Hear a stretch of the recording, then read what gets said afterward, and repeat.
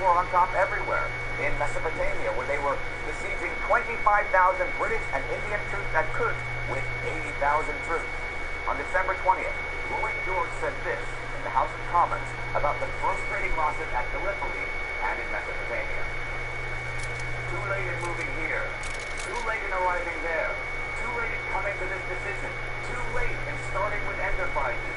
Too late in preparing. In this war, the footsteps of the Allied forces have been dogged by the mocking specter of too late. And unless we quicken our movements, damnation will fall on the sacred cause for which so much gallant blood has flowed. That was the week. Poison gas attacks, a shake-up in the British leadership, and the evacuation of most of Gallipoli. The British had a new commander. The Russians changed their commander a few months ago, and the Germans last year. But those changes did not stop the carnage, nor would they now. And as men came home for Christmas, the British under their new leader, you could hear them singing in victorious faces. I don't want to die. I want to go home. I don't want to go to the trenches no more, where the whiz-bangs and shells do whistle and roar. I don't want to go over the sea to where the alley man will shoot at me. I want to go home. I don't want to die. But many of them would die. This year, there would be no Christmas tree. Too late for sentimentality. Last year, we did a special episode about the Christmas truce of 1914. See that episode right here. We'd like to wish every single one of you out there a happy holiday season filled with warmth and affection, but above all, peace. And if your Aunt Rosemary gave you some money and you'd like to support our show and get something really cool in return, you can check out our brand new merch store. Don't forget to subscribe. See you next time. It's the end of the year, the end of This was the war that was initially hyped as the war that would be over by Christmas 1914, but it grew ever larger and there was no end in sight. What was in sight was plans. Specifically, British and French plans to finish off the Germans in 1916.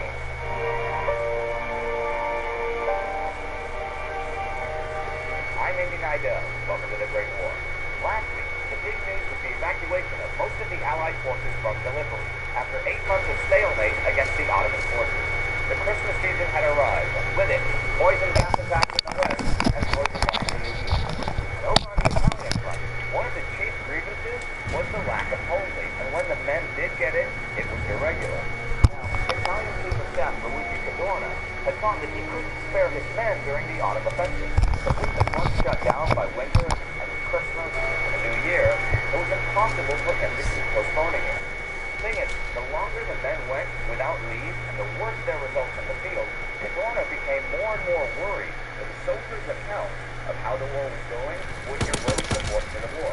See, the public had been fed only upbeat dispatches, and letters in the press were both heavily censored. So the final result was predictable. Tens of thousands of men went home on leave. Their stories of the terrible destiny of being forced to attack against positions impossible to take or against intact barbed wire backed by machine guns had a huge effect on the public morale. It dropped like a stone. Cadorna was also having political problems as the year drew close. Prime Minister Antonio Salandra expected visible success from Cadorna, even though the Allies weren't having it on any other front.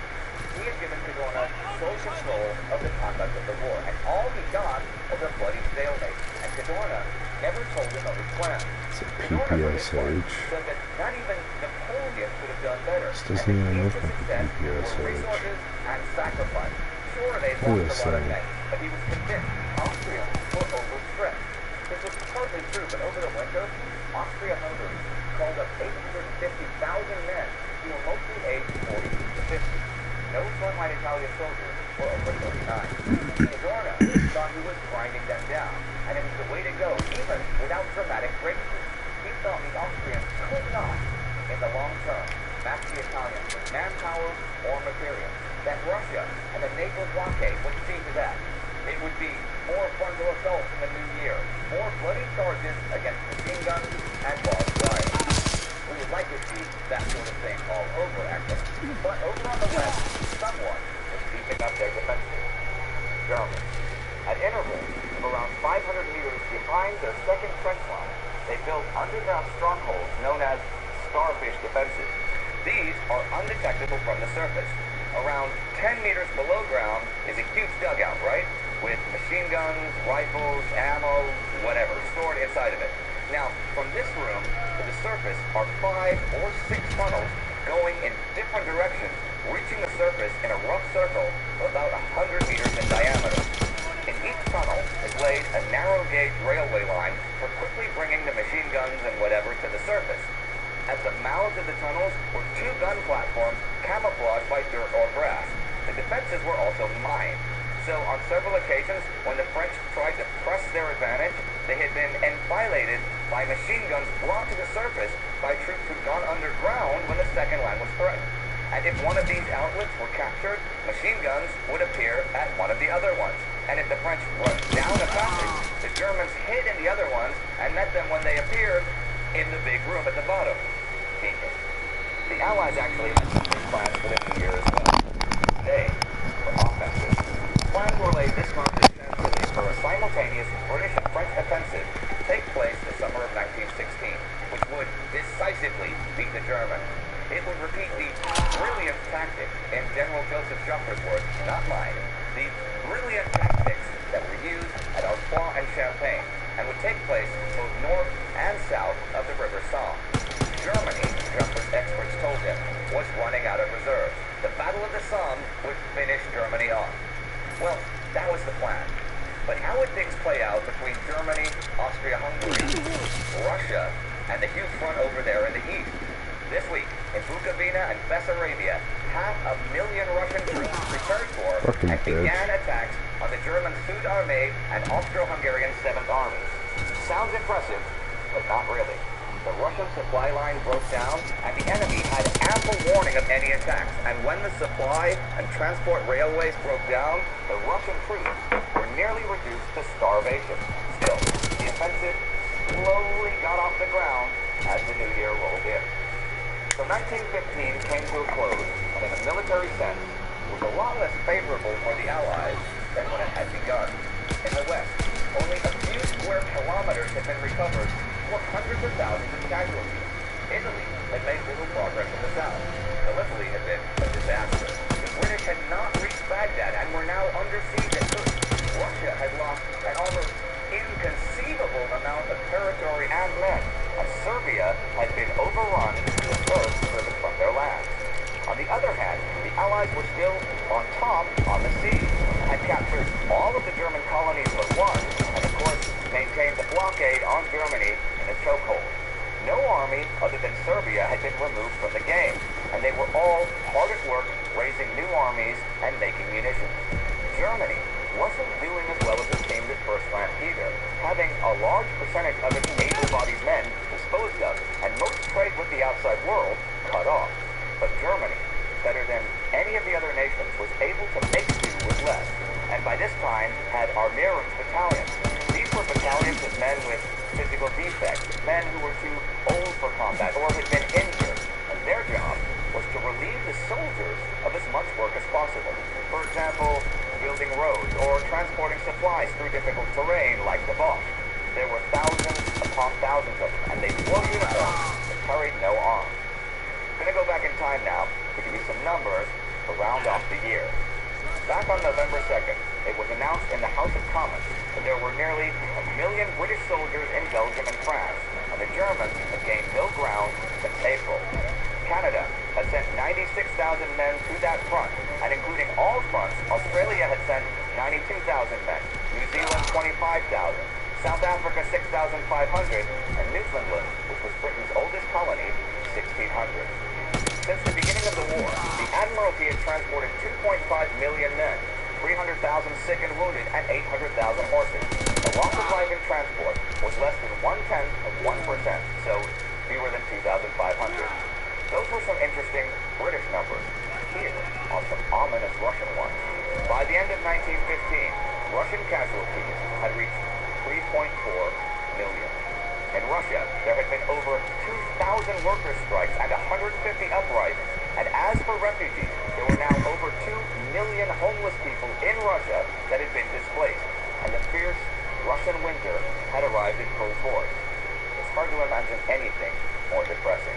But things can't have been much better anywhere in mainland Europe, and the leaders tried to maintain the spirits of their troops and subjects. Here's something from the Kaiser's New Year's speech to the German Empire. In impotent madness, our enemies from west and east, from north and south, still strive to deprive us of all that makes life worth living. The hope of conquering us in fair fighting they have buried long ago. On the weight of their masses, on the starvation of our entire people, on the influence of their campaign of calumny, they believe they can still reckon. Their plans will not succeed. Their hopes will be miserably disappointed in the presence of the spirit of determination which imperturbably unites the army and those at home. We enter the new year with God for the protection of the fatherland and for Germany's greatness. Millions of people have been wounded, killed, or taken prisoner in 1915 in 13 battle zones. And what would the new year hold? Well, 1916 would become known then, now, and forever as the year of battle. Happy New Year. By this time, there was a great deal of dissatisfaction among the troops of all of the warring nations. You'd like to see how that dissatisfaction could explode into mutiny. You can check out our episode about that right here. Our Patreon supporter of the week is Andy Torres. Thanks to Andy and to all of our Patreon supporters, this year has seen a lot of improvements to our show. And if you want to make 2016 even better, support us on Patreon. Now, myself and the whole team wish all of you a very happy New Year. We hope that you're all as excited as we are for 2016 on the Great War. Don't forget to subscribe and to tell all of your friends about us as part of your New Year's resolution. See you next year.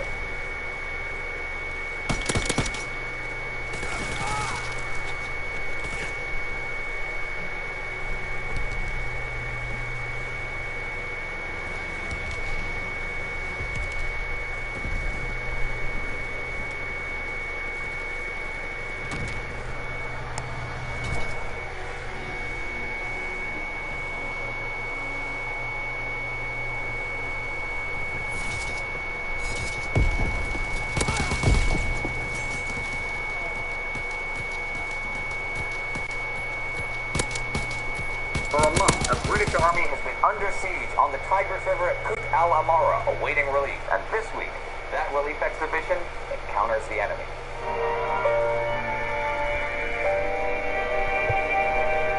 I'm Indy Nidell. Welcome to the Great War. 1915 had ended with the beginning of a Russian offensive in East Galicia and Bessarabia, though it was plagued by supply problems and saw troops nearly starving in the winter cold. Austria-Hungary was calling up close to 1 million middle-aged men to join the fight against both Russia and Italy. Morale in Italy was at an all-time low, and over on the Western Front, it was mostly quiet as the Germans beefed up their defenses and the Allies made big offensive plans for later in the new year. Compared to the months of October and November, late December and early January were pretty quiet in the field, but there was action, particularly on the Eastern Front. On New Year's Day, the Russians attacked on both the Stripa and Spir rivers, and there would be scattered attacks throughout the week, with a lot of casualties on both sides, but without any appreciable gain in territory. Indeed, on the 7th, the Russians stormed Chartoris, with the result that 11,500 of them were cut down by German machine guns.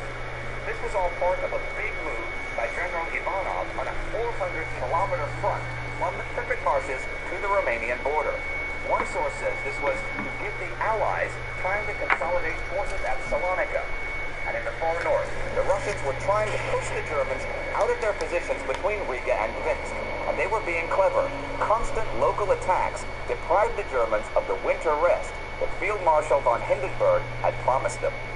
On the Western Front, the action was much smaller, and people were still reeling from the huge offensives of last autumn.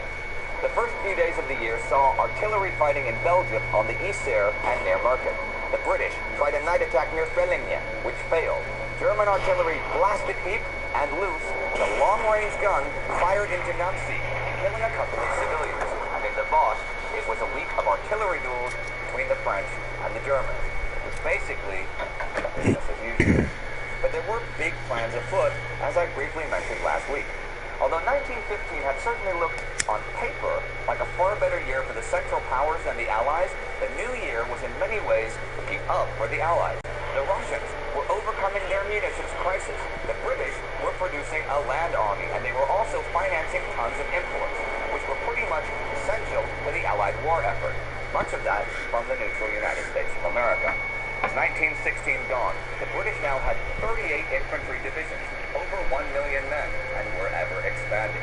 France was still, as it had been the entire war, the dominant ally on land, with 96 divisions under General Joseph Joffre, and you couldn't deny that France had borne the brunt of the war on the Western Front. The battles that the British had been heavily involved in, like Loos or Neuchâtel, were really only skirmishes when compared to the gargantuan French battles like Champagne and Artois. But the time was finally coming for a huge, combined Anglo-French offensive in the West to be complemented with simultaneous Italian and Russian offensives in the South and the East. As I said last week, French General Joseph Joffre had decided that it would be near the River Somme. Also last week, I spoke about the new German defenses on the Western Front. They, too, had big offensive plans. German Army Chief of Staff Erich von Falkenhayn could pretty much see that time was the one thing that was not on Germany's side. He also felt that Britain was his main enemy, but he couldn't get to them until he disclosed that Britain's shield the French army. What to do about that? Well, Germany had the advantage in munitions, and since artillery used properly caused 75% of all casualties, and since German artillery was substantially superior to French, that's what he was going to use. Tons and tons and tons of German artillery, and he was going to use it somewhere where he figured the French would just have to stay and be battered, somewhere they would not retreat from. Falkenhayn's choice for that place was Verdun. A historic place, a fortress commanding the heights of the Meuse River east of Paris, with a huge part in the mythology and history of France. He thought the French would have no choice but to defend it. He would shell them to pieces. This did, in some ways, make sense. Even though in pre-war France, Verdun had been just about the strongest part of its defenses, but now it jutted out in a salient and was at least semi-open to attack from three sides, and from the German salient further south at Saint-Michel, Verdun's communications could be shelled. And if Falkenhayn's forces could take the heights east of the river, Verdun itself could be shelled. The German communications there were better than those of the French, who had a single uphill winding road. The Germans had air superiority, and a winter attack would also give a big advantage of surprise. Falkenhayn planned to lead the French army to death at Verdun. Yep, total attrition. The French positions there were actually unprepared. It had been quiet there, and Joffre had even weakened defenses there a lot after the war began. Funny enough, there was an inspection there in January 1916, and after that, the French generals would have likely abandoned the position, but French politicians said that the glory of France forbade withdrawal from Verdun. The German force was to be the Fifth Army under the command of Crown Prince Wilhelm, but he would only have 9 divisions of men. Remember, this was all about artillery, and it would be sent to the front on 1,300 munitions trains over 7 weeks. The date when the attack would begin was planned for next month, February 12th. Oddly enough, other Germans in the German High Command felt differently than Falkenhayn. The chief of the German Navy General Staff, Admiral Henning von Ostrendorf, not to be confused with Austrian Konrad von Hotzendorf, he believed that his U-boats could knock Britain out of the war within the year. And later this month, the new commander-in-chief of the Imperial High Seas Fleet, Admiral Reinhard Scheer, stated that he believed he could bring the British fleet into the North Sea. He could beat it, opening the way to the British Isles. But that was in the future, and in the present, the British were seeing action far from the North Sea in Mesopotamia.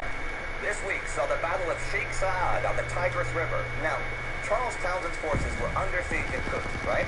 The Ottomans had decided to starve them out after several offensive operations failed, and Lieutenant General Fenton Aylmer was heading upriver trying to relieve them. Wow, Winter rains and fucking mud shit. had rolled in though, and George Younghusband, which is a fantastic name, George Younghusband, leader of the advance team, had this to say: having no cavalry or aeroplanes, and the country being was to march on till we bumped into them. Fucking bullshit. Get Young my ass Russell's attacks kicked. that day failed, but the next day, Aylmer and the cavalry had caught up with them.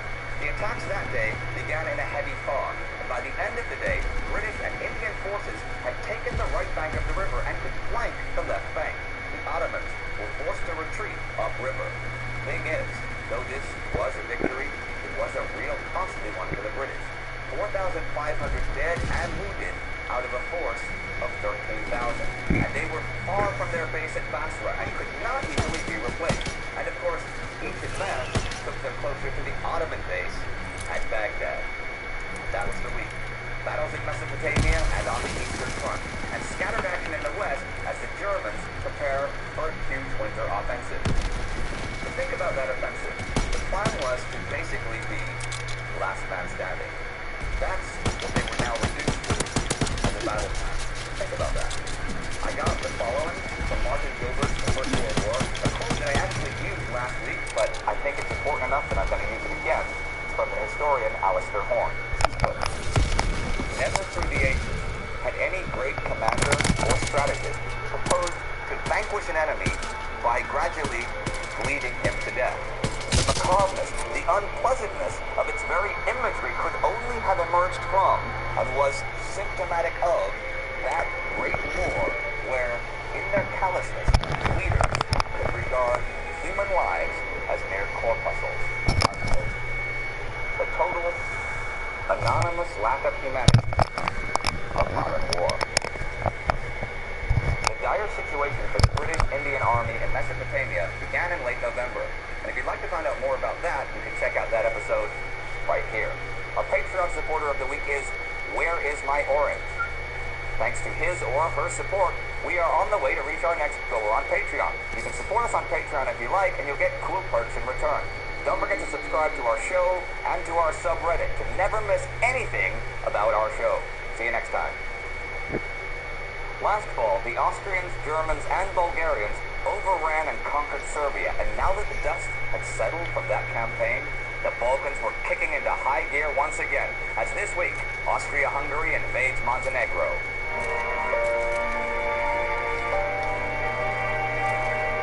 I'm Indy Nidell. Welcome to the Great War. Last week, the Russians attacked up and down the Eastern Front, but didn't do much except produce corpses. There was scattered action in the West, but the Italian and Balkan fronts were quiet, and a British relief force heading up the Tigris River of its men against the Ottoman defenders. There was new fighting on the Western Front this week as the Germans went on the attack.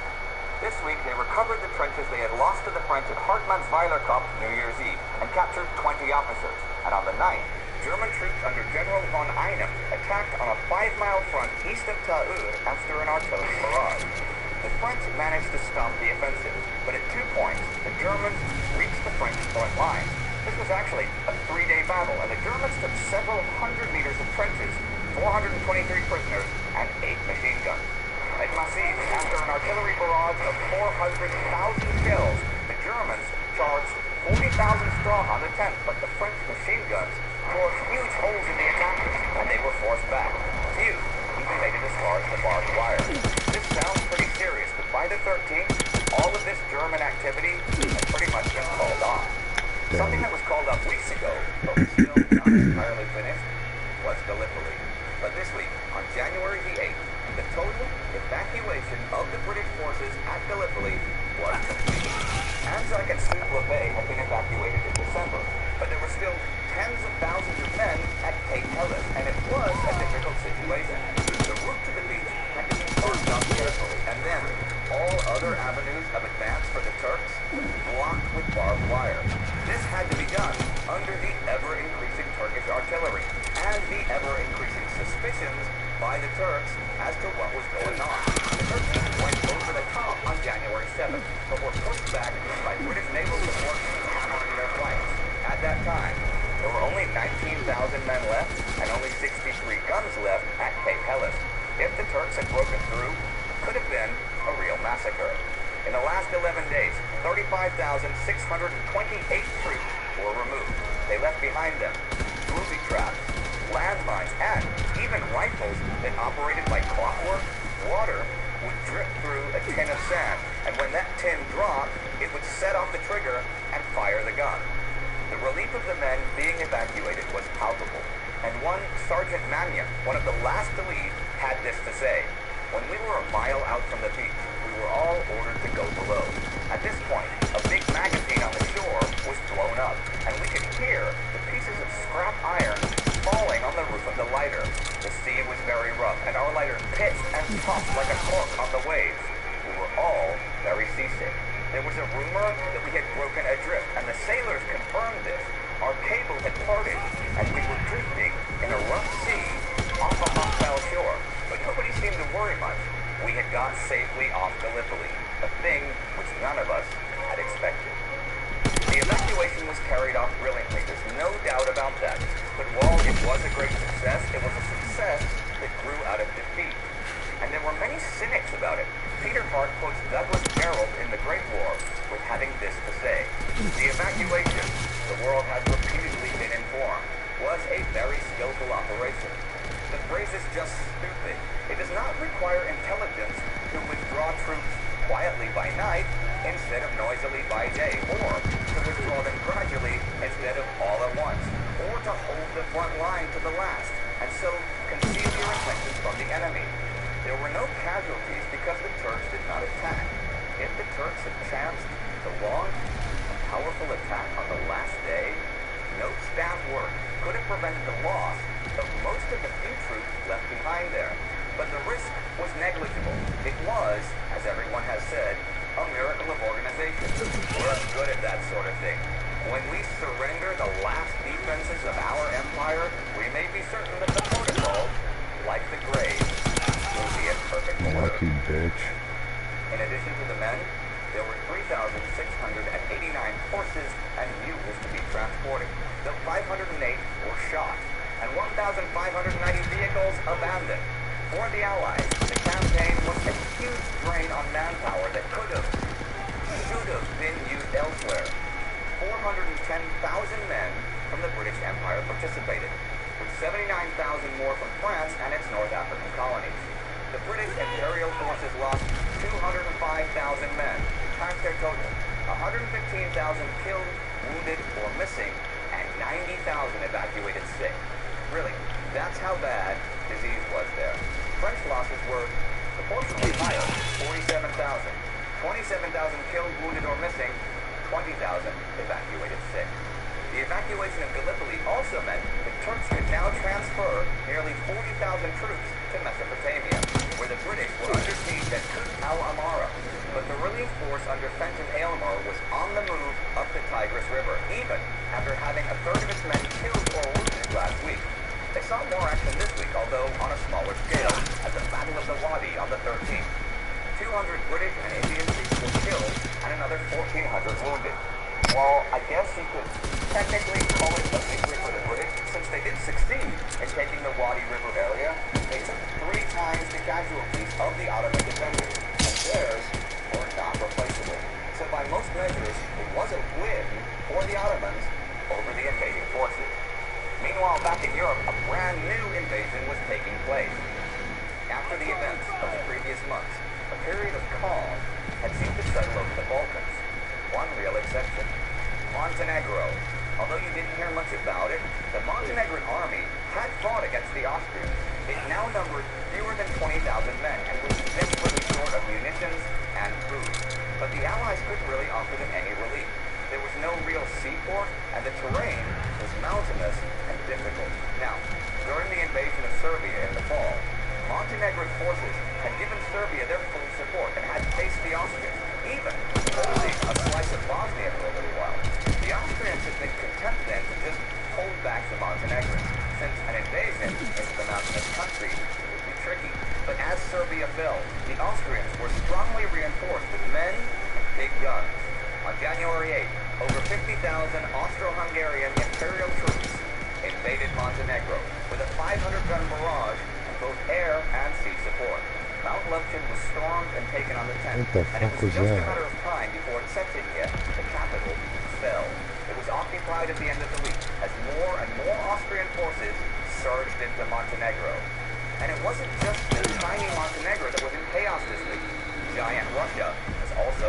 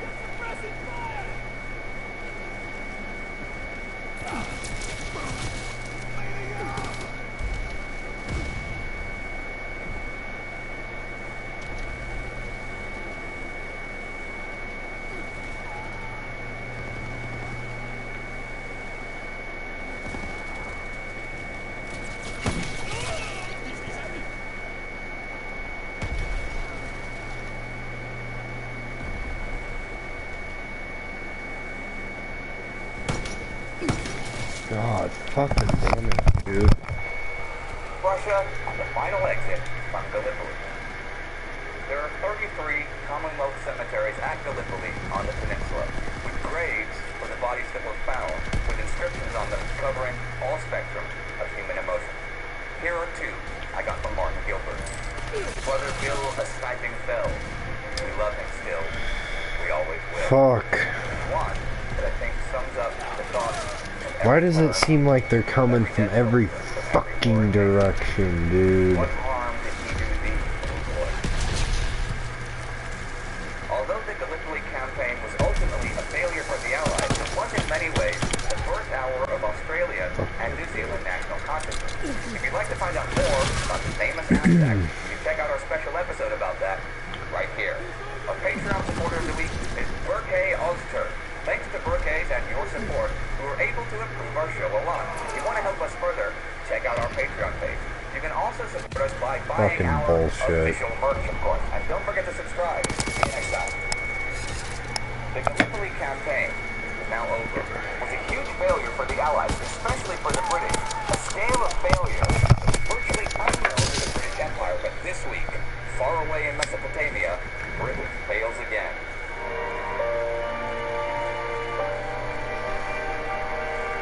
I'm Indy Nidell. Welcome to the Great War.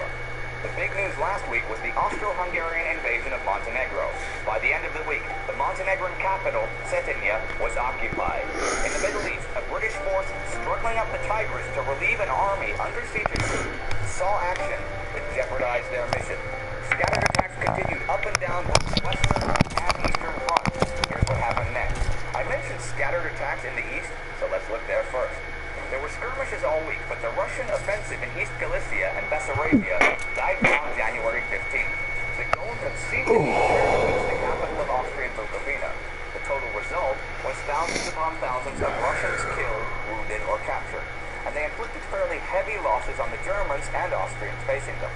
But they certainly weren't gaining territory, even though the fighting was fierce and often at very close range. After just 3 days rest, they tried again, east of Czernowitz, and over the next few days, took heavy losses, repeatedly storming strongly fortified Austrian positions. A final attack, an artillery one, took place the 22nd. But after this, the Russians would only attack sporadically for the rest of the month and pretty much all of February, except for the usual artillery duels. And here's a side note about Russia. The Russian rifle situation had finally improved. There were 1.2 million at the front. 155,700 had landed at Archangel. 530,000 at Alexandrovsk. 113,000 soon to arrive from Britain, and 850,000 more to arrive by the end of April. This was very good news for the Russians. And here's some more good news for Russia from the battlefield. On the 16th, a new offensive began in Transcaucasia, and the following day, the Turks retreated toward Erzurum as the Russians took Koprukoy. The Turkish Third Army took 25,000 casualties and narrowly avoided being encircled. The Central Powers were also celebrating what seemed to be good news this week. On the 17th, Austria-Hungary announced the capitulation of Montenegro. Celebrations of the great victory broke out in both Germany and Austria-Hungary. The Allies didn't think that Montenegro would lose so quickly, and it was suggested that King Nicholas of Montenegro had secretly come to terms with Austria early in the invasion, or that a compact between the two had been in existence for several months. But this was untrue. King Nicholas had rejected the conditions of peace that Austria had set forth. And what was also untrue was the Austrian announcement that the Montenegrins had laid down their arms. They hadn't. Though many of them were captured, many more joined the Serbian forces that were on the move in Albania. The British were also on the move this week in Mesopotamia. Lieutenant General Fenton Aylmer's relief force moved up the Tigris and attacked the enemy the 21st at el-Hana, just 40 kilometers from Kut, where Charles Townshend's forces had been under siege for 6 weeks. Now, this attack was a complete failure, which isn't surprising since the British were attacking a force 3 times their size that had machine guns. 2,500 of the roughly 10,000 British fell in the mud that day, and the relief expedition, now seriously depleted, was forced to return to base at Ali Garbi. One of the British men fighting at Hana and wounded there was future Prime Minister Captain Clement Attlee. One killed was Robert Palmer, grandson of former Prime Minister Lord Salisbury and cousin of Foreign Secretary Edward Grey. Palmer had had a poem published in the Times just a few months earlier. Now, you guys have asked for more war poetry, so here is Robert Palmer's poem, How Long, O Lord? From sodden plains in west and east, the blood of kindly men streams up in mists of hate, polluting the clean air, and nations great in reputation of the arts that bind the world with hopes of heaven, sink to state of brute barbarians, whose ferocious mind gloats for the bloody havoc of their kind, not knowing love or mercy. In Kut itself, it was winter, and you might not think winter happens much in Mesopotamia, but Kut was in the grip of sleet, icy winds, and freezing temperatures. And that same day, the British lines completely flooded, and freezing water was up to the fence again. You know what? The relief operation had pretty much followed the pattern of Townshend's original expedition. The British began with plenty of confidence, but they didn't have good river transport or a strong supply train to the main base 300 kilometers away in Basra. They didn't have artillery that was suitable for trench warfare conditions. But there was one big difference. This time, they were in a hurry. Well, there was another big difference too, actually. A lot of the Turkish troops now had fought at Gallipoli and were very good at defensive operations. And they also had a great leader, German Field Marshal Kolmar von der Goltz. In all of Aylmer's January attacks, there was a similarity.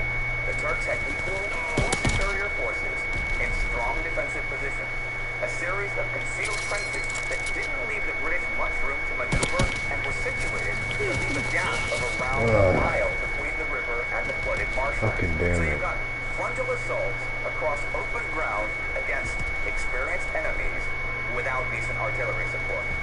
That is the recipe for disaster. But Aylmer didn't see that he had much choice. The annual floods would begin in March, and he had been ordered to attack, no matter the odds. Seems like a stupid waste of men, I know, but this war was full of that. And on that note, I'd like to say a few final words about Gallipoli, the final evacuation of which ended last week.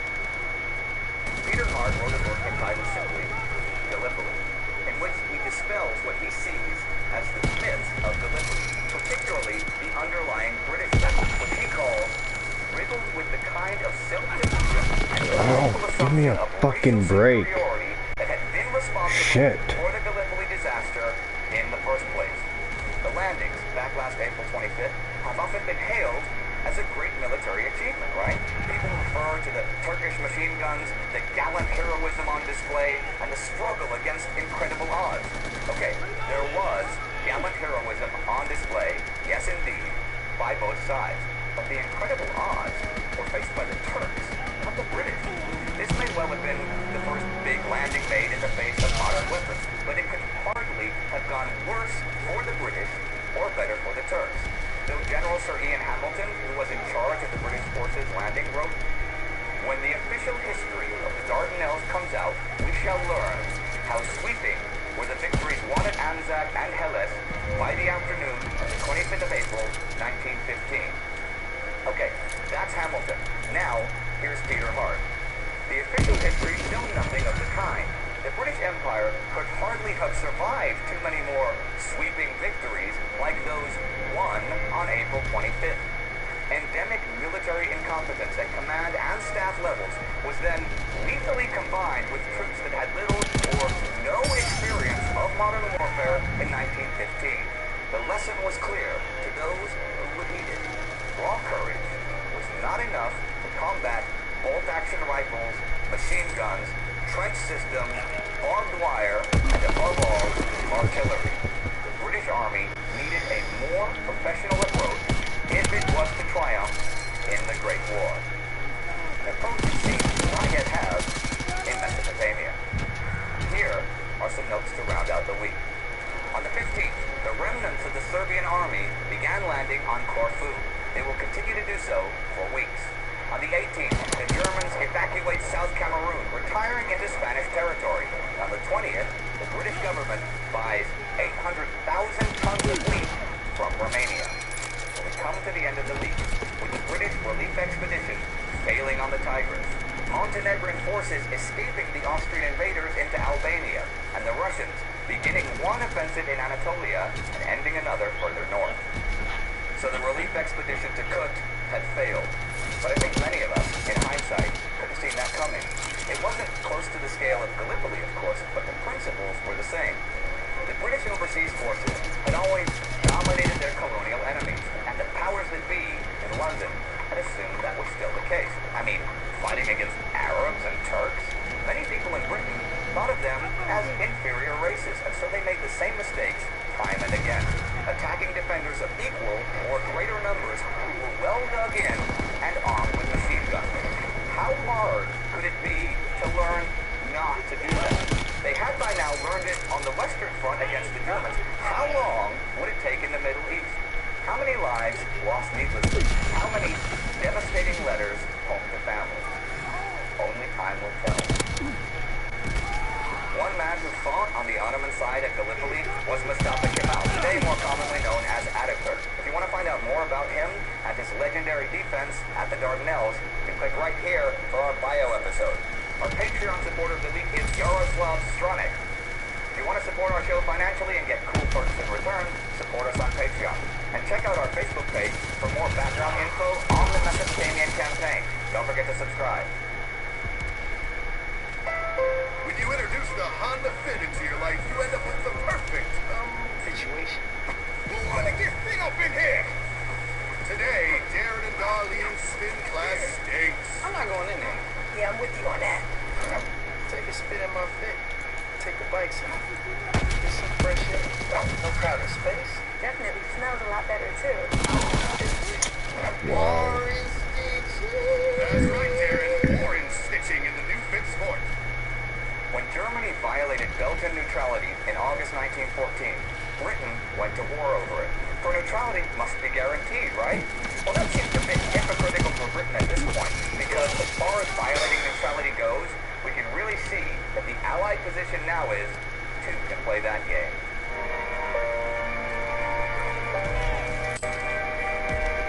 I'm Indy Nidell. Welcome to the Great War. Last week, a British relief expedition on the Tigris River He's got a fucking failed to reach the shovel. army What a under siege at bitch. Kut. The Russians began an offensive against the Turks and ended one against the Austrians and Germans. While in the Balkans, the Austrian invasion of Montenegro continued. Here's what followed. Well, the rest of the invasion of Montenegro followed. On the 25th, Montenegro accepted Austrian terms. 2 days earlier, Montenegrin King Nicholas had appeared in Rome and met his son-in-law, Victor Emmanuel III, the King of Italy. Nicholas then went on to Lyon, France. Back in Montenegro, Austrian forces occupied Scutari the 23rd and reached San Giovanni di Medjugorje, a seaport in northern Albania, the 26th, and Montenegro was finally overrun. But it was the poorest country in Europe, and the Austrians didn't really get much of a reward other than some positive headlines, which I guess they needed most of the time. They now began their advance into Albania. Meanwhile, the Allies were trying to get the remnants of the Serbian army out of Albania to regroup on the island of Corfu as quickly as possible. British engineers put bridges across rivers. Provision depots were established along roads for the soldiers and refugees heading for the the coast. And by the end of the month, Damn. around 8,000 Serbian soldiers a day were leaving Albania. Another number that I'll throw at you here, in November and December, when the Serbian army and civilian refugees were fleeing Serbia through Albania, an estimated 200,000 Wow. 700,000 perished. The French and British forces that had come up through Greece to try to help the Serbs were at this point cooling their heels in Salonika. And I'd like to look there for a minute, just in general.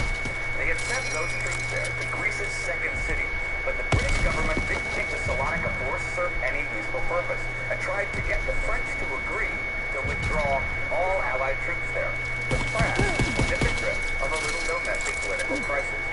Aristide Briand had replaced René Viviani as prime minister a few months back. He was very pro-Salonika, and he even made support of the Salonika project a test of loyalty to himself and his government. Also, a lot of his support came from the radical socialists, and their favorite, General Maurice Sarrail, was in command of the Salonika army. Withdrawal from Salonika would leave Sarrail without a command, and unlikely to get a new one, since General Joseph Joffre, in charge of the French army in France, couldn't stand him, and felt threatened by him as a rival. So, Briand came out with the somewhat stale arguments that the Salonika force kept Romania and Greece neutral, and was some sort of threat to the Austrian rear forces in the Balkans. And once the Serbian army was reformed, it would also be used in the Balkans. So Briand raised Joffre to command of all of the French forces everywhere, not just in France, which meant that his rival Sarrail was now his subordinate, and Joffre had to support him. So, back in December, the British, against their better judgment, were talked into keeping men at shut the Salonika, fuck partly up. by fear of provoking a collapse of the Briand government, and partly by Russian pleas that they maintain a force somewhere in the eastern theater of Dude. the war to hopefully relieve some pressure at some point. Come on, man. I'm in British and second French place. would help Greece get its independence from the Ottoman Empire back in 1832. And since then, they had constantly supported that independence. But now, they really acted She's like calling me a Greek faggot. independence was a secondary issue to their own convenience. And Greece was not happy. Lemnos, the largest island in the northern Aegean, had been requisitioned for the Dardanelles campaign, and they had landed tens of thousands of troops at Salonika without even really What if I asking called you a permission. nigger? Over this How about winter, that? they transformed Salonika into an Allied military settlement. In an area of 200 square miles, they camped a total of 8 divisions and tons of war You material ain't got and shit to supplies. say about But that, what do was you, it all bitch? for?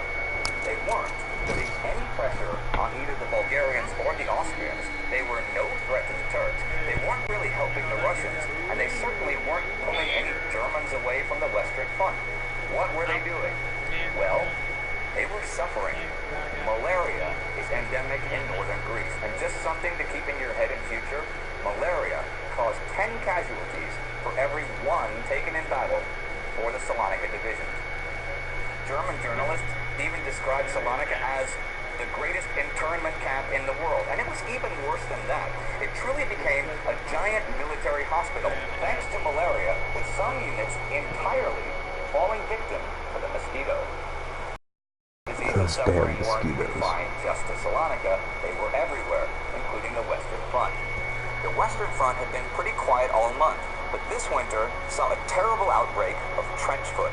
See, men standing in freezing mud for days on end in their field boots or puttees would first lose all feeling in their toes, and then the feet would begin to swell, then go totally dead, and then burn like they were on fire. Often, when relief units would come to the frontline trenches, many of the men being relieved could not even walk away from the trenches. They'd either have to crawl or ride on someone's back. This is thousands of men we're talking about. Now, a lot of generals and higher-ups thought that this was because of carelessness or even deliberate malingering. There were, to be fair, a lot of cases of people wounding themselves intentionally to get out of the trenches, shooting off fingers or toes. But this was the real thing, and the pain was excruciating. One British battalion, the 49th, had over 400 cases this winter, far more than casualties from the actual war. A cure was eventually found, though, and it turned out to be rubbing the feet with oil a few times a day. Next door in Germany, this week saw the Kaiser's birthday on the 27th. It also saw an escalation of an anti-American campaign. That day, the statue of Frederick the Great in Berlin was covered with an American flag, draped in black with these words in gold letters on a silk banner attached to it. Wilson and his press are not America. Photos of this were sent all over Germany, and one paper wrote, Frederick the Great was the first to recognize the independence of the young republic after it had won its freedom from the yoke of England, at the price of its very heart's blood through years of struggle.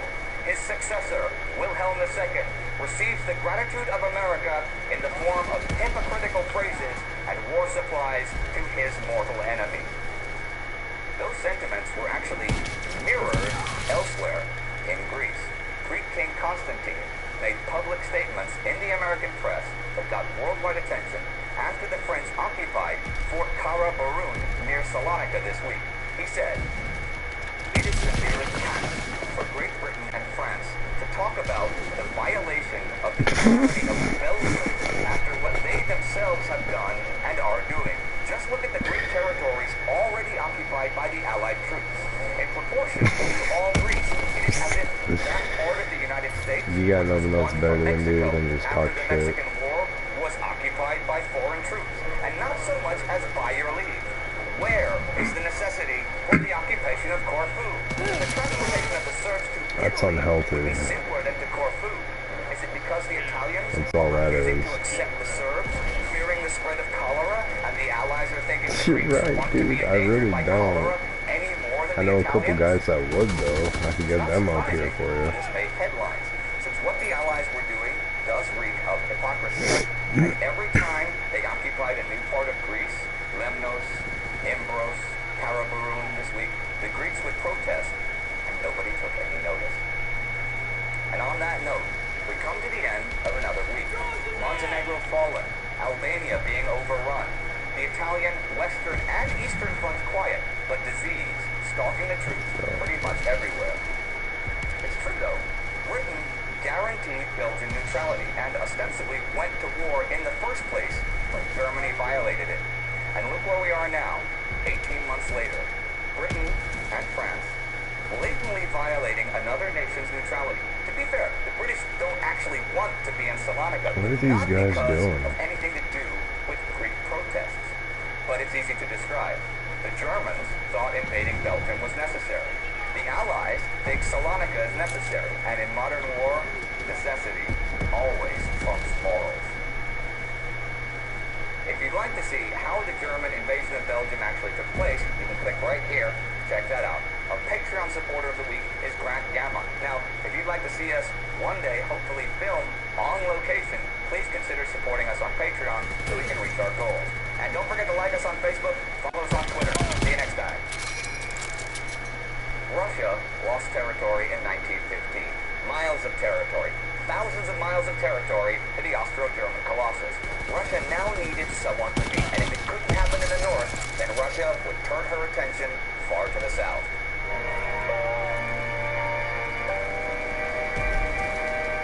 I'm Indy Nidell. Welcome to the Great War. Last week, the invasion of Montenegro by Austro-Hungarian forces was complete, and they then attacked Albania, while the Allies were working hard to evacuate the remainder of the Serbian army Tear from down the Albania walls. to Corfu. The western, eastern, and Italian fronts were quiet, but at home in Germany, anti-American sentiment was growing, and in Greece, the Allies were building up their forces in violation of Greek neutrality.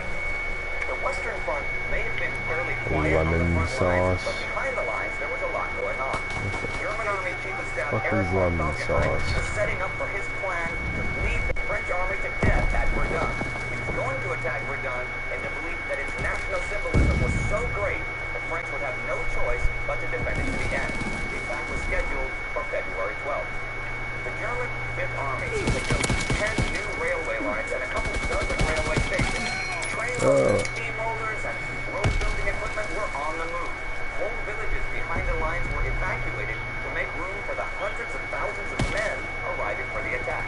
Just one corps was outfitted with over 1 million sandbags and over 500,000 pounds of barbed wire. But it was, of course, the artillery that was the real focus here. Big guns were brought in from as far away as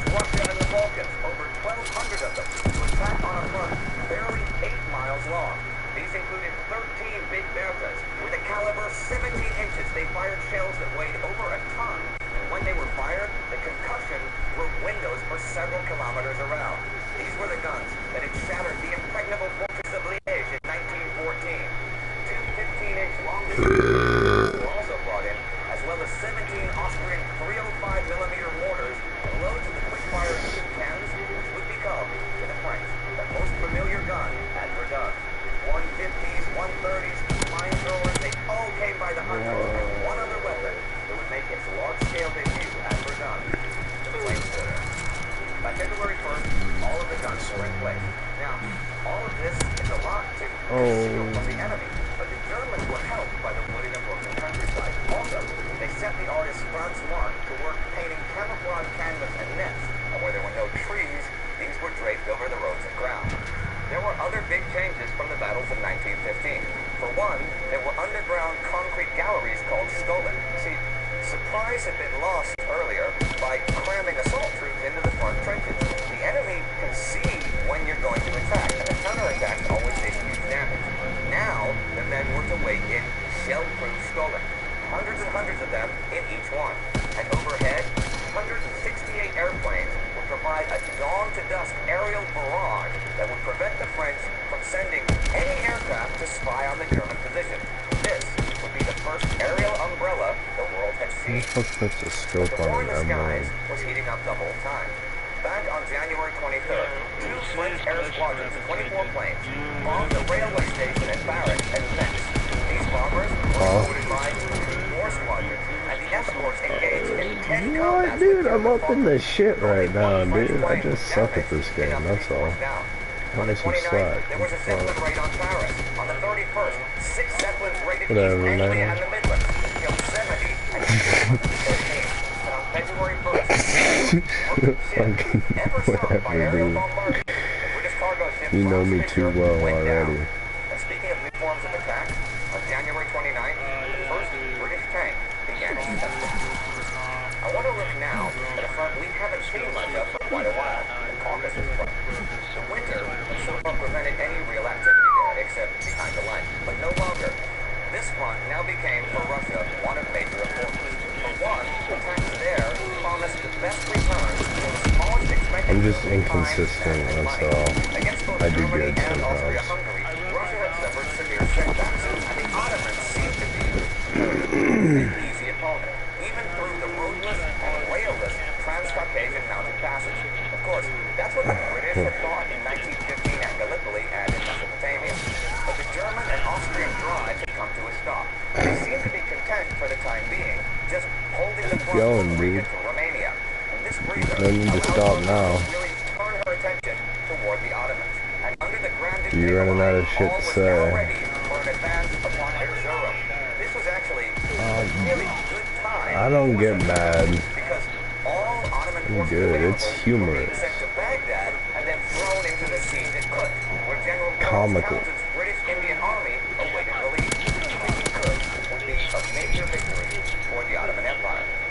Also, the war in the Balkans had brought the Allies to Salonika in ever-growing numbers, and the Turks had an army of over 200,000 men at or to the north of Constantinople to prevent an offensive there. So who could be diverted to the Caucasus front? Good question.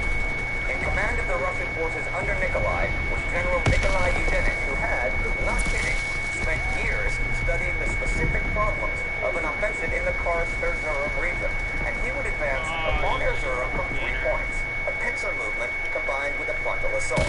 But Erzurum was one of the strongest points in the whole Ottoman Empire, with 2 rings of defenses and hundreds of big guns. The Turkish plan for the defense was this. The 9 Third and Army 8, dog. out of Erzurum and took a position between it and the Russians.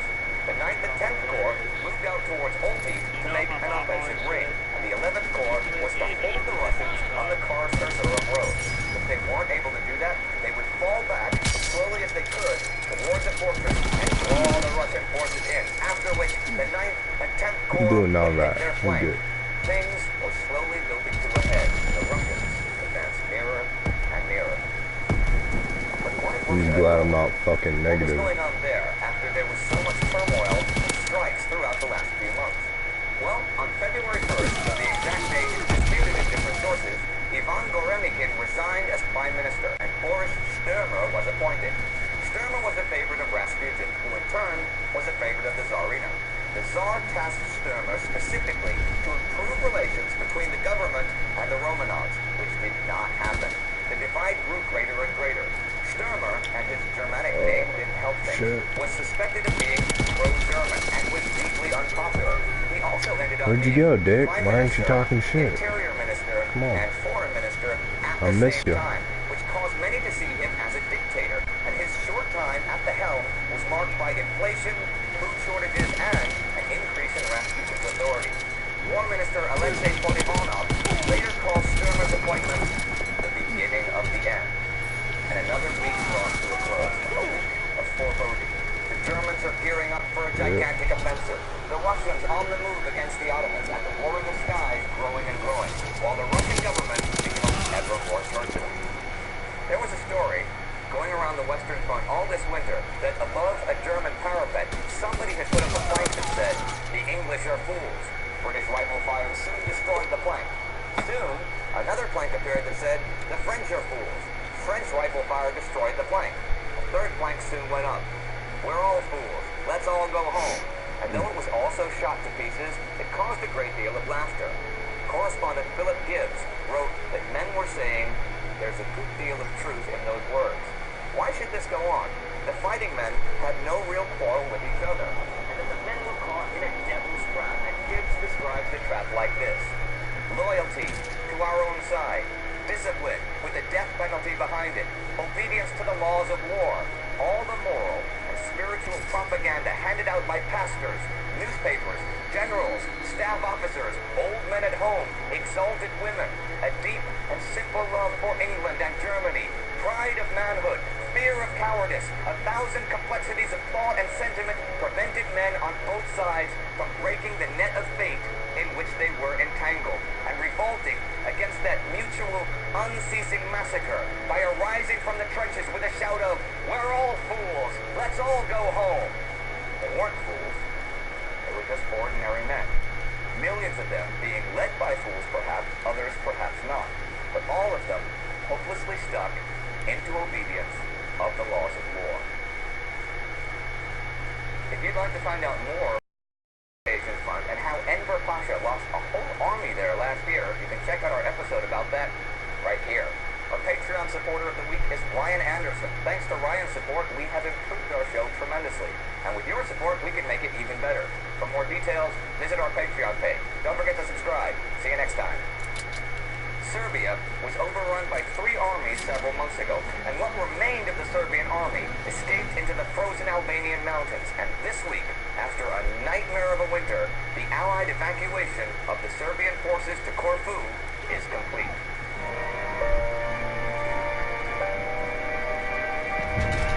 I'm Indy Nidell. Welcome to the Great War. Last week, Austria, Hungary, and Bulgaria continued their invasion of Albania. A Russian offensive was advancing on Erzurum, and in the west, there was action in the skies, while at home in Russia, there was a shake-up in the government once again. Here's what happened next. Last week, we looked to the skies, and this week, I'll look to the seas, where there were scattered events.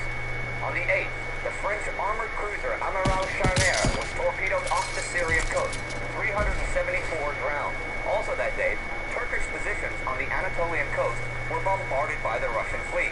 On the 10th, 4 minesweepers were attacked by Germans off Dogger Bank, 1 sunk.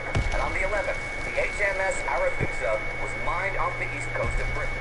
And the German merchant raider Merve is reported to have sunk 5 ships since January 16th. And speaking of Russians attacking the Turks, that was happening on land this week as well, as the Russian army advanced on Erzurum. Last week, we looked at the Turkish battle plan, and by now, their 11th Army Corps had performed its function and drawn the Russians into a hopeful trap. But the 9th, 10th, and 3rd Corps were all beaten back, with the 3rd almost surrounded. Russia had about 300,000 men there, and the Ottoman Imperial, Kurdish, Spawn killed by the same dick that just killed me. That By the is end of this crap. week, the Russians on the Kars-Erzurum road were making frontal assaults on the outer forts of Erzurum. Freaking A. Let's look at Erzurum for a minute. It's on a plateau meters above sea level, and the forts were on high ground that commanded views of the surrounding country. So no matter how well the Russian transport managed to do its job, there was no way Russia could have gotten the number of heavy guns up there that had been used so successfully to destroy fortresses like the Germans did against the Belgians, for example. So you weren't going to have a situation where infantry just marched in to occupy positions destroyed by shell fire. So the Russian infantry was advancing against pretty much wholly intact defenses, and yet, in just 5 days, General Nikolai Yudenich's army took 9 of the outlying forts and had forced evacuation of the whole fortress. Why was this? Infantry couldn't possibly take Erzurum by direct assault. This had been proven in the Russo-Turkish War when the Russians failed to take Erzurum in 1877, even with a huge manpower advantage. And Erzurum at that time was far weaker than it is now in 1916. It seems that Erzurum was evacuated because of the fear of isolation and the danger to the Turkish lines of communication. Just think, no matter how well provisioned Erzurum was, and let's be clear, it was, it still could not withstand an indefinite siege. The Ottoman High Command had to be thinking of the fortress of Przemysl that had fallen to the Russians with over 120,000 Austro-Hungarian frontline troops after a long siege last year. How do you think the Ottoman High Command felt about bottling up 200,000 of its frontline troops indefinitely at Erzurum? It seems that a retreat was the best available option, but even that was going to be tricky. In the best of times, it's not easy to transport a retreating army with supplies, guns, ammo, and everything else, even if you have a good railway organization. But this was something of a nightmare. It was like 300 kilometers to the nearest railhead, snowstorms were raging, and the temperature was minus 25 degrees Celsius, and there were only a few roads total to transport everything. Oh yes, and there was an advancing Russian army, 300,000 strong. But by the end of the week, the evacuation had begun. The Russian infantry marched on. Meanwhile, another assault and simultaneous evacuation was proceeding further west in Albania. Austro-Hungarian and Bulgarian troops were advancing, and by the end of the week were within a few miles of Durazzo, the capital. The surviving Serbian soldiers that had retreated from Serbia to Albania during the invasion of Serbia were now being evacuated from Albanian ports to the Greek island of Corfu. On February 10th, the last of the Serbian troops were evacuated. There were some 75,000 of them on Corfu, and 8,000 to 10,000 of them a day had been transported, in spite of Austrian ships and submarines trying to prevent this. The Serbian minister in Paris, Dr. Vesnic, had this to say: "One hope still illumines the night of invaded Serbia, her avenging army. At present, that army numbers more than 100,000 men. It can confidently be stated it will be increased to 150,000. Not all of the Serbs had been sent to Corfu. Many had been sent to Bizerta or Italy, and to Italy we now journey as well." The Italian front had been pretty quiet since early December, when the Fourth Battle of the Isonzo River had ended, but the Christmas season had not been so good for the Italians. Morale was low, and we've talked about the terrible state of much of the equipment and the soldiers' living conditions. But there were changes afoot.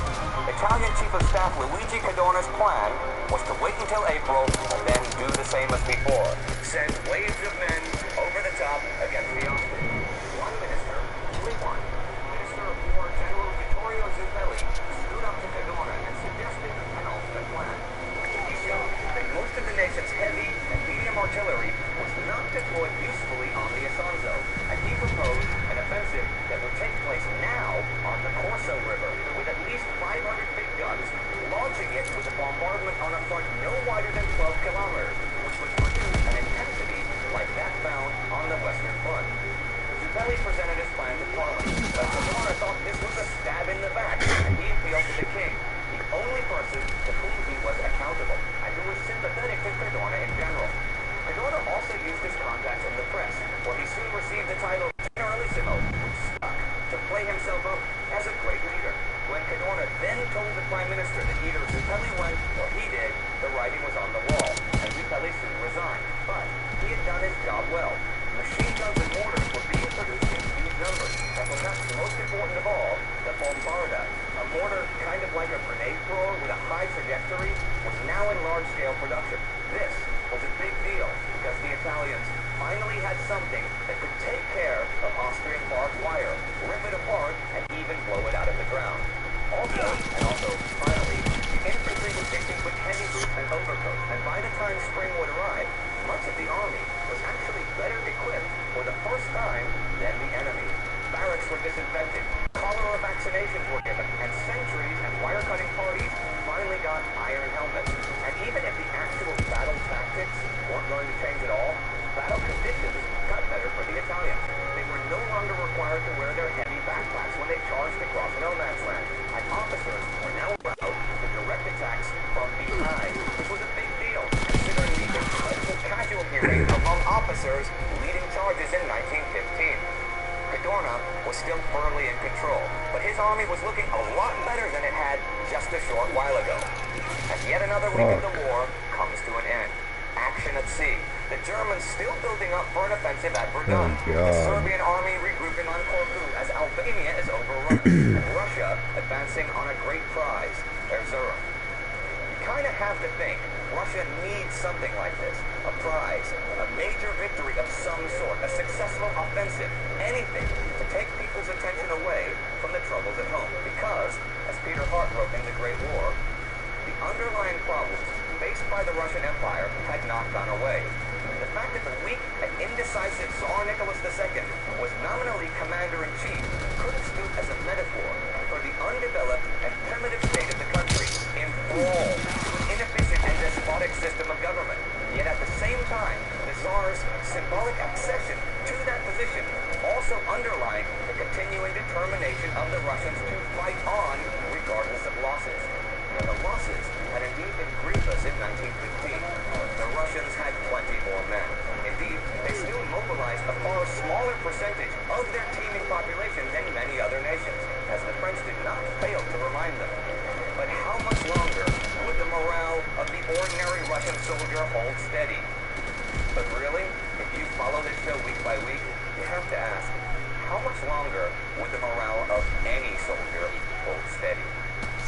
I briefly talked about the soldiers' equipment this week, and if you're interested in that topic, you can check out our small series about the uniforms of the warring nations. Click here to learn all about German uniforms, for example. And if you'd like to wear the official Great War uniform, check out our merch store.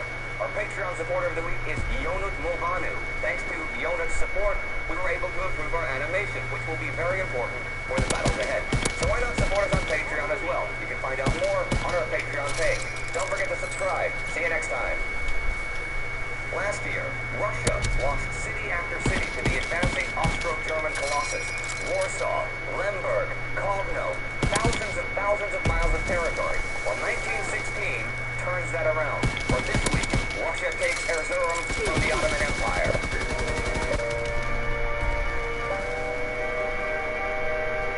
I'm Indy Nidell. Welcome to the Great War. Last week, the Serbian army had finished its evacuation to Corfu as Austrian and Bulgarian forces continued to overrun Albania. Russia was on the move in eastern Anatolia, and on the western front, Germany was still building up for a huge new offensive. That offensive was to be launched this week on February 12th at Verdun, but heavy snows and rains shit. That guy's quick-scoping like a motherfucker. Hella good at it. Out of Verdun with artillery and lead the French army to death by attrition, figuring that Verdun was such a national symbol that the French would be forced to defend it to the last, sending more and more reinforcements who would in turn be bombed to pieces. Falkenhayn had been obsessed with secrecy and even denied access to the overall plans to his subordinates. So the result was that many in the German high command either did not understand or did not endorse his ideas. But he wanted to prevent any intel leaks and maximize strategic surprise, so he had allowed preparations for other offensives all over the Western Front. So the Allies had guessed that an offensive was coming, but didn't know where. Thing is, as I said, Verdun was supposed to begin the 12th, but by the end of the week, conditions were still too unfavorable for the German artillery to attack. But just those few days allowed the French to realize what was going to happen, and the 4 French divisions that had been defending the whole sector was soon beefed up to 8 divisions and 600 guns. And far to the southeast, other defenses were being left behind. The Russians were advancing on Erzurum, but the Turks, instead of allowing a siege or mounting a huge defense, had begun evacuating it last week. Fort Karagubek had fallen, and Forts Tafta and Chobandede also soon fell. Now they were on the commanding Deir Boyum Heights. By the 16th, the city itself and the fortress had fallen to the Russians. At first, the other Central Powers thought that the Ottoman army, nearly 200,000 strong, had surrendered, but it was fewer than 15,000, the rest having been evacuated during the preceding week. And even those 15,000 were a rear guard left to delay the Russians to give the rest a chance to escape. Still, some 40,000 Ottoman soldiers were killed in the campaign, and in addition to the prisoners, Russia took 323 big guns. It wasn't just the Russians who were on the move this week. 2 other armies were advancing in Albania. On February 12th, Austro-Hungarian forces occupied the Tirana Heights between Breza and Bazar Siak, northeast of Durazzo, the Albanian capital. On the 14th, Italian forces engaged the Austrians there but were repulsed. At the same time, the Bulgarian army occupied Fieri near Ablona, claimed to have taken possession of the southern third of the country. Toward the end of the week, Austrian and Bulgarian forces in the center of the country. There had also been contact between 2 other countries, but one of them wasn't even at war. This was diplomatic, and I'm going to backtrack for a minute, okay? Last year, on May 7th, 1915, the passenger liner Lusitania had been sunk by German torpedoes, causing the deaths of nearly 1,200 people, including over 100 Americans. The United States was neutral, and this had caused a big outcry, but Germany and the U.S. had been negotiating ever since then about the aftermath of the sinking.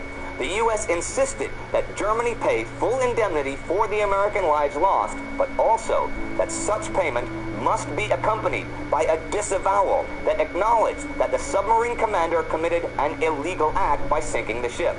Germany objected to this, claiming that German submarine policy at the time, the war zone decree against Great Britain, carried out by subs against merchant vessels, was a just reprisal for the British starvation blockade of Germany. The U.S. felt that when the reprisal came, there was a deadline. It had been helped somewhat by Germany changing policy in August to no longer sink unarmed merchant vessels without warning, but the deadlock continued as 1916 rolled on. For Germany, to admit that the sinking was illegal would be to admit that the entire submarine campaign against Great Britain violated international law. But Germany was willing to pay an indemnity for the loss of American lives as an act of grace, not an admission of wrongdoing. The alternative to Germany meeting American demands for a disavowal was the severing of diplomatic ties, and this loomed as January 1916 ended. President Woodrow Wilson said in a speech January 27th, "I cannot tell you what the international relations of this country will be tomorrow. There is something the American people love better than peace. They love the principles upon which their political life is founded. I would rather surrender territory than ideals." Many thought this was a warning to Germany. Whether or not it was, negotiations improved after that point. Germany proposed submitting the question of disavowal for arbitration. The U.S. rejected that, claiming that the right of Americans to be on board the Lusitania under protection of international law, according to neutrals during wartime, was too firmly established to debate. Germany submitted a new proposal February 4th, which was described as one word short of being the exact form of disavowal insisted upon by the U.S. The whole debate now turned on terminology, a wording that would not offend either party. On February 8th, a memorandum was reportedly agreed upon that contained language broad enough to do just that. So, problem solved, right? Well, problem solved for 2 days. On the 10th, communication was received from the Central Powers that beginning March 1st, subs would sink all armed merchantmen without warning. This week, on the 18th, a resolution came before Congress opposing agreement by the U.S. that the Germans had a right to sink armed merchant ships.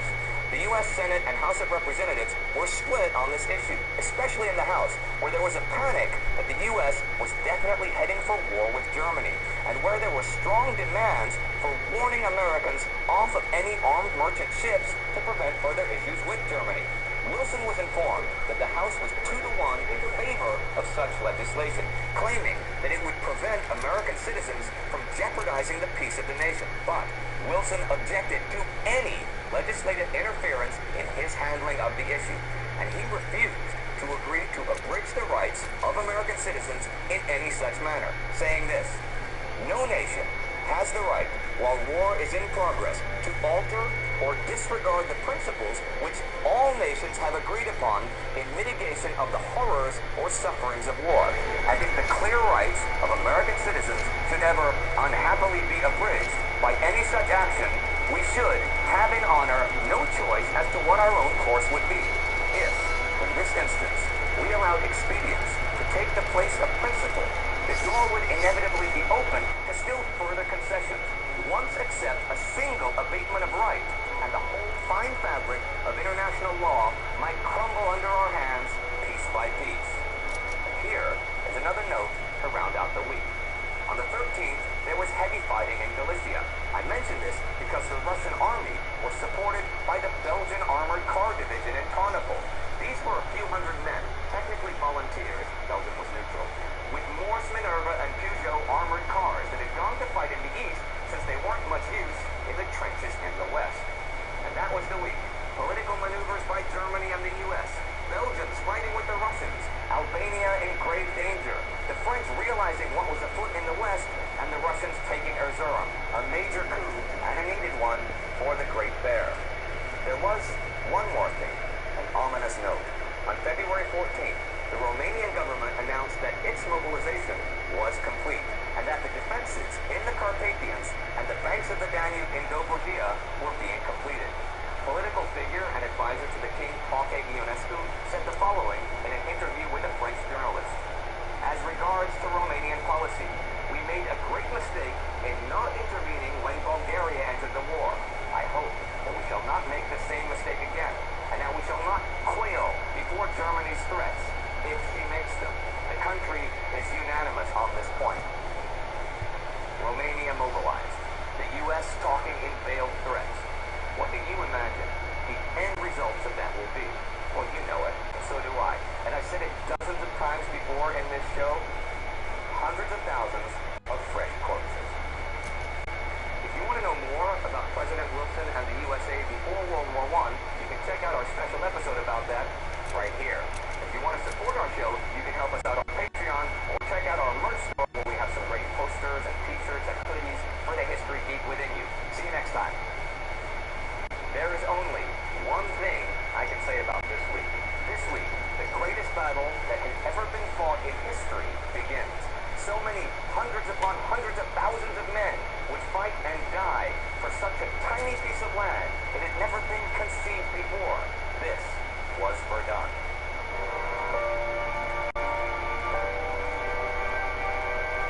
I'm Indy Nidell. Welcome to the Great War.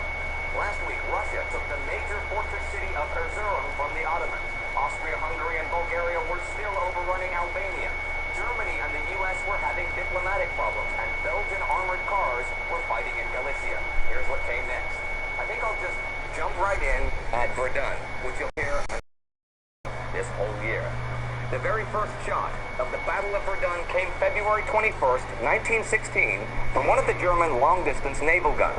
The shell exploded in the Bishop's Palace in Verdun and knocked a corner off of the cathedral. Unternehmensgericht had begun. The battle began with a 9-hour German artillery barrage using 1,220 guns on a 20-kilometer front on both sides of the River Meuse. In the Bois de Ville, at the apex of the French lines, 40 heavy shells fell every minute. German Army Chief of Staff Erich von Falkenhayn had wanted of this barrage: no line is to remain unbombarded, no possibilities of supply unmolested, nowhere should the enemy feel himself safe. The Germans fired roughly 1 million shells during the barrage. You heard that right, 1 million shells. And you could hear the explosions 100 miles away in the Vosges. Already by 8 a.m., nearly all French communication to the front was cut off. French reinforcements could not arrive, and effective command no longer existed. The Germans had even deployed 168 aircraft in the largest aerial net ever in order to prevent French planes from observation and artillery spotting. When the barrage ended at 4 p.m., the German infantry advanced on the French. The French frontline defenses had been wrecked or just plain buried by the barrage. One French corporal remarked that of every 5 men, 2 have been buried alive under their shelter. 2 are wounded to some extent or the other, and the 5th is waiting. But Falkenhayn didn't want his men to make a huge advance, not that day. They were to feel out any remaining defenses, which they did until night fell and the artillery resumed its work. On day 2, the Germans surprised the French by using 96 flamethrowers, and by day 3 had advanced 2 miles and taken 3,000 French prisoners. Here's a story from day 3. There was a rumor that the village of Saint-Monot had fallen to the Germans, right? When the rumor was believed, the French bombarded their own troops who were there, and when the bombardment was over, the Germans just came in and took it. One of the prisoners, Lieutenant Colonel Bernard, was brought before a visitor to the battleground, the Kaiser himself, who was watching the battle through a periscope. Bernard told him, "You will never enter Verdun." But by February 25th, the French 51st and 72nd Divisions, holding the line from Herbevois to the Meuse, had suffered 60% casualties. February 24th was actually the day the dam burst. The Germans broke through between Beaumont and Saint-Monot, and the French positions fell there in just 3 hours. The Germans took 10,000 more French prisoners, and their territorial gains that day were equal to the first 3 days in total. By the evening, for the first time on the Western Front since the Battle of the Marne, the war was a war of motion. No more trenches, no barbed wire, no machine gun posts. French morale was crumbling, and the French artillery was ominously silent. 2 main fortresses, Douaumont and Vaux, defended the city of Verdun. Fort Douaumont dominated the northern approach. Now, it had only been completed in 1913 and had 155mm and 75mm guns, as well as machine guns, all of which were housed in steel turrets. Thing is, the French company that manned the fort had been reassigned to the front line, and the fort was basically empty. And on the 25th, it fell without a shot being fired. This had a huge psychological effect on both sides. The German advance finally stopped that day, only 2 miles from Verdun itself. At this point, the Germans were in a position to abandon Falkenhayn's plans and advance to the city itself, while the French could have given up Verdun, the whole salient, and made a more defensible line. But that night, at midnight, the defense of Verdun was given to General Philippe Pétain. The French army leader, General Joseph Joffre's chief of staff, Noël de Castello, knew what effect the loss of Verdun would have on national morale, and persuaded Joffre it must be held, hence Pétain. But this was falling right into Falkenhayn's plans. When Pétain ordered his men to beat off at all costs the attacks of the enemy and retake immediately any piece of land taken by him, he was reading a script written by Falkenhayn. Falkenhayn's plan was to attack the national treasure Verdun, and the French would have no choice but to defend and bleed the French army to death by attrition. Well, when Pétain took over, he saw his 2 main tasks as coordinating the artillery and opening a supply line. And from this point on, it was the Germans who were constantly deluged by shells when they made their way forward or stuck to the front lines. And the road from Verdun to Bar-le-Duc became a supply route for trucks and trucks alone. 3,500 of them. The men marched in the fields on the sides of the road. If a truck broke down, it was pushed off the road so that the 24-hour traffic never came to a halt. Eventually, 12,000 trucks would be driving what became known as the Sacred Road. Pétain was commander of the French Second Army, and in 1914 had actually been about to retire. He had seen the evolution of trench warfare, not from the rear, but as a frontline commander, and his conclusion was that it was not possible in one big jump to take all of the successive lines of the enemy, right? He recommended, just a few months before Verdun, limited offensives that didn't go further than artillery could reach, and only once the enemy was exhausted would breakthrough tactics be adopted. This would become the basis of his defense at Verdun. In 1914, enormous forts of reinforced concrete had proven vulnerable in Belgium, but Pétain would make the inner ring of forts at Verdun as a barrage position. And turning our attention to another part of Europe, we see another barrage in progress. In Albania on the 25th, Austro-Hungarian artillery began to fire upon Durazzo, the capital. It had been evacuated the day before, and the closest thing Albania had to a ruler at the moment, Esad Pasha, had fled to Italy. And further to the east, another flight was in progress. A huge Turkish army was retreating from Erzurum, now in Russian hands. The country west of Erzurum was very difficult terrain for the retreat, but it was also hell for the advancing Russians, who were unable to follow up the capture of Erzurum by capturing the Ottoman army. So they turned their attention towards Trabzon, a Turkish supply base on the Black Sea. But the Turks were reinforcing Trabzon, so it was a race against the clock for both sides. And here's something from the Russian home front. On February 20th, Tsar Nicholas learned of a plot within the Interior Ministry to murder the influential mystic Rasputin. Interior Minister Alexei Kostov, who apparently believed the rumor that Rasputin and the Tsarina were German spies, had offered a man named Komissarov 200,000 rubles, about 15,000 pounds, to do the job, but he failed. The plot was revealed when Kostov appointed police chief Stepan Beletsky governor of Irkutsk, but the appointment was quickly withdrawn, and Beletsky, in revenge, gave Rasputin details of the plot. Rasputin told the Tsarina. Kostov was forced to resign and was banished to his estate.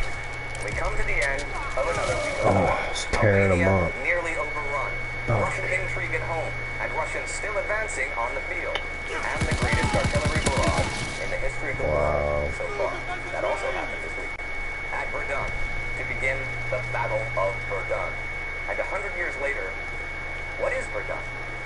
Alistair Horn wrote, Verdun was the First World War in microcosm, an intensification of all its horrors and glories, courage and futility. And here's a last something to remember today.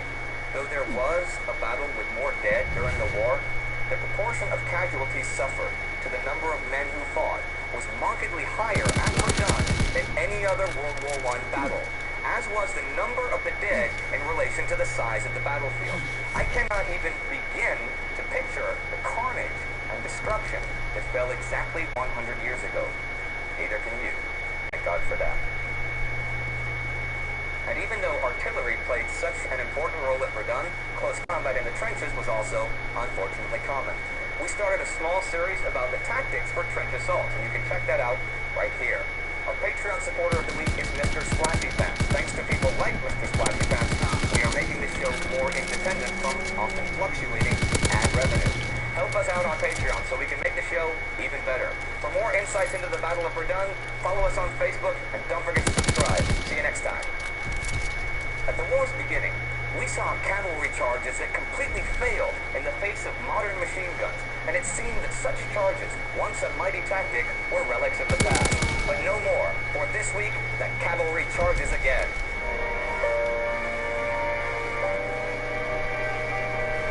I'm Indy Nidell. Welcome to the Great War.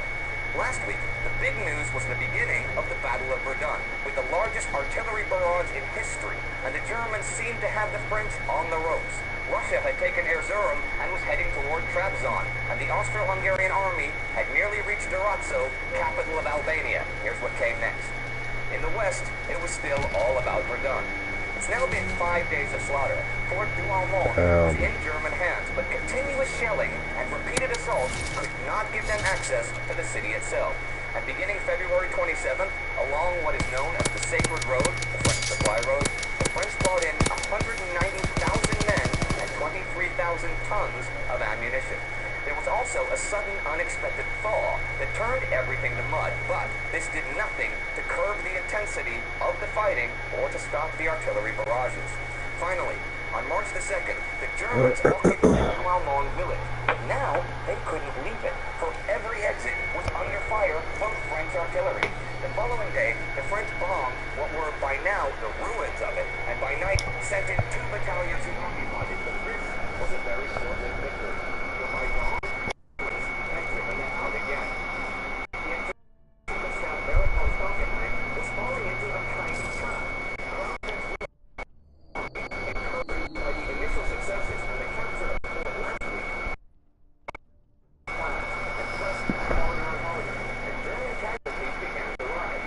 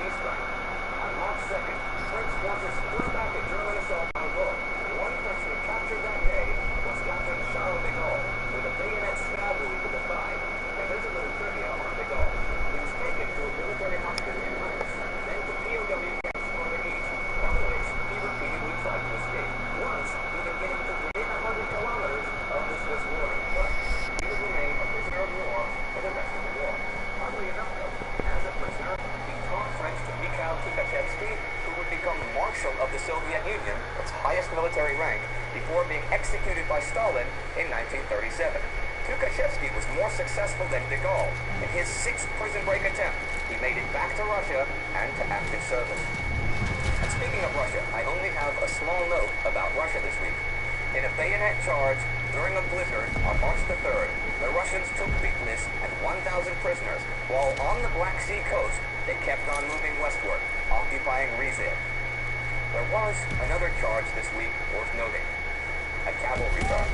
Now, cavalry charges are things we don't often see any longer in the war, and you've asked about them many times, so here's the story. The Senussi forces on the Libyan front were well armed by the Ottomans and were led by Gafar Pasha.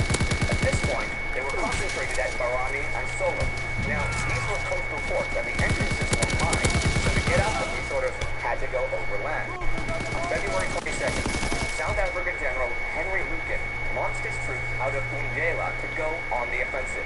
Lucan had intended to make a night attack on the Senussi, but on the 25th, the Senussi jumped the gun and shelled his camp. Aerial reconnaissance the next day showed that Gafar had gone to Agajia, 20 kilometers from Barani. Lucan and his men headed out and engaged the enemy on the 26th. The 3rd South African Infantry advanced on a front about a mile wide, with armored cars and the Dorset Yeomanry on their flanks. Gafar's troops tried an enveloping action, but the 1st South African Infantry, in reserve, prevented this, and when the 3rd Infantry broke through the Senussi lines, it was Colonel Faber's Dorset Cavalry's turn. As the Senussi began to retreat and regroup, the mounted troops moved parallel to them, and at 3 p.m., the Dorset Yeomanry turned and charged in 2 lines, even under machine gun and rifle fire. The charge completely broke and dispersed the Senussi, and Gafar Pasha and his staff were captured. Losses among the cavalry and the 3rd South African Infantry were severe, but they had carried the day and achieved complete success that was especially notable for the perfect coordination between infantry and cavalry. Barani and Solon were occupied without further resistance. And another occupation, a major one, was also in progress in the Balkans. In Albania, on the 26th, as the Austrian forces approached, Italian forces evacuated Durazzo, the capital. And the following day, the Austrians occupied it. Esad Pasha, the closest thing the Albanians had to a leader at the moment, had gone to Naples where he set up a provisional Albanian government. One result of all of this was that now, the only position the Italians held in the Balkans was Avlona in Albania, which caused concern at home because it didn't bode well for the Italian plans for making the Adriatic an Italian sea. And there was a lot going on at sea this week. On the 26th, the French transport Provence 2 was torpedoed in the Mediterranean. 930 men died, 1,100 survived. On the 27th, the P&O liner Maloja was mined off of Dover. 155 lives were lost. And on March the 1st, came a new development. Germany decreed that every ship belonging to an enemy and carrying a gun would be considered an auxiliary and torpedoed without warning. This was not going to sit well with neutral nations who had citizens traveling on foreign ships that were now at risk. Nations like Portugal and the United States. On March the 3rd, Portugal seized 38 German and Austro-Hungarian steamers at port. The Germans demanded that the ships be released within 48 hours. What of the U.S.? I'd like to look there for a minute, actually, but not at shipping. One interesting thing about the U.S. military, it was well-armed, but not well-manned. The American munitions industry, because of supplying European nations, was now world-class in terms of rapidly producing war material on a massive scale. This was a big change from just 18 months earlier. See, the U.S. had not accepted the principle that neutral nations should not supply belligerents, because if it found itself at war, it itself would be denied the benefit of seeking supplies to amplify its own meager production. As a result of all that supplying, it was meager no more. From the start of the war till now, American factories had sent an aggregate of $865,795,668 worth of military supplies to Europe. Roughly $200 million was firearms and explosives, $100 million autos and auto parts, and $250 million was iron, steel, and copper. So the U.S. may have had an army smaller than that of the Swiss, but they could now meet any war emergency from their own supplies. Huge factories were built, equipped, and running in only 3 months. Typewriter and business machinery was adapted for show production. The U.S. now had a colossal arms industry, and the capital, to get it going, was either amortized or included in the price at which munitions were sold. So you see the funny thing here? The U.S. now has one of the world's greatest munitions industries, and had gotten it totally for free. Europe had paid for it. I just thought that was pretty interesting. And so another week comes to the close. The Albanian capital in Austrian hands. The Russians still on the move in Turkey. The slaughter continuing at Verdun, and a cavalry charge on the Libyan front. I have to admit, it is nice to write about a cavalry front. Well, as nice as anything in this war could be. Particularly on an all but forgotten front. It sort of fools you into thinking that this isn't modern war. This isn't tens of thousands of deaths in a single day in an area you could walk across in a few hours. This isn't the great monuments of history, some of man's greatest achievements being blown to pieces in minutes with human remains littering the blasted countryside. You could even, for a moment, think it was a quaint past war with some semblance of honor and chivalry. But we know better. There is no honor, no chivalry in modern war. If you want to know more about one of the forgotten fronts of World War I, click here to find out more about the Libyan theater. Our Patreon supporter of the week is Michael Burnfire, and Michael Burnfire, judging from his name, is obviously the bass player in one of David Coverdale's bands like Whitesnake. He's definitely a rock star or something. Anyhow, Michael Burnfire, thank you. Support our show on Patreon to help make our show even better. Now, don't forget to subscribe. See you next time. What was the big news this week? The big news this week was simple. 100 years ago this week, Portugal joined the war.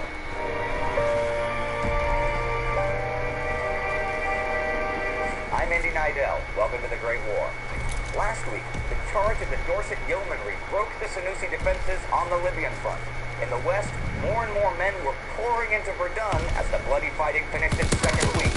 The Russians were still advancing in Anatolia. The Austrians had taken the Albanian capital, and Germany declared that every ship of any kind that belonged to an enemy and had a gun would be sunk without warning. Here's what followed. As you may have guessed, more death and destruction at Verdun followed. On March 6th, in a snowstorm, the Germans launched an attack on the Mortal on the left bank of the Meuse, and the preliminary artillery barrage to kick off the attack was as intense as the one on February 21st that began the entire Battle of Verdun. But on the French side, General de Bazeilles now had 4 divisions in line on the left bank, and a 5th in reserve.